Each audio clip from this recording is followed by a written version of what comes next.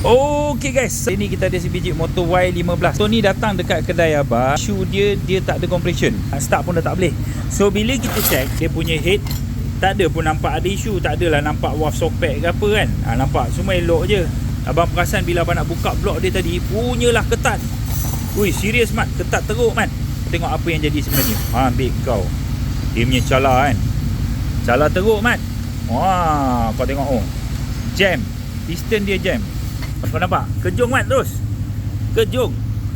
Tak boleh gerak Mat. Nampak nampak ni. Apa yang terjadi? Kebiasaan dia bila piston kita kejung macam ni, ianya disebabkan oleh minyak hitam tak naik. So kita akan proceed untuk overhaul motor ni. Nak tengok apa punca, kenapa minyak hitam dia boleh tak naik sampai ke sini. Sebab jam teruk ni. Ni pun dah terbakar dah, pin dia, piston dia dah terbakar dah. Alright, so kita proceed overhaul. Kita akan tengok oil pump dia dan sebagainya. Kita terpaksa gantikan rod dia juga.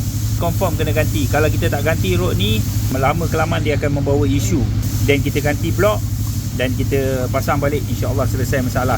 Tapi kita nak kena tengok dulu kenapa minyak hitam dia tak naik.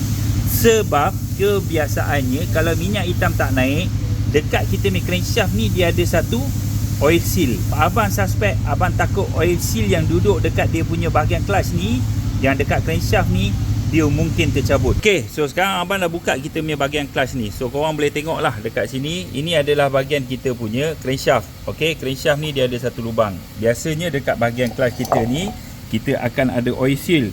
Oil seal ni kita kena pastikan dia elok, dia tak ada sebarang kecederaan. Sebab apa? Minyak yang kita hantar daripada oil pump ni, dia akan masuk pada kita punya crankshaft dan pergi pada bahagian-bahagian yang lain lah. Tapi dalam kisah ni, minyak ni sekarang tidak boleh lagi nyai pressure. Sebab apa? Kau tengok oil seal ni babe. Oil seal ni dah koyak sebenarnya. Mana dia? Mana dia tadi abang tengok? Ni nampak ni. Oil seal ni dah koyak sebenarnya. So bila oil seal ni koyak, pressure yang terhasil dalam lubang ni sekarang akan loss. Dia akan keluar melalui kita punya bahagian oil seal ni. So sebab itulah minyak tak dapat lagi naik ke atas kita punya piston dan menyebabkan piston kita jadi overheat dan seterusnya terbakar. Dalam kes ni, isu dia bukan sebab minyak hitam kering. Sebab bila kita buka pun memang tak ada minyak hitam. Minyak hitam ni kering disebabkan blok kita telah cala. Blok kita dah hilang, dah tak ada piston ring dah ni. Piston ring ni dah rapat. Sebab tu minyak hitam kita kering.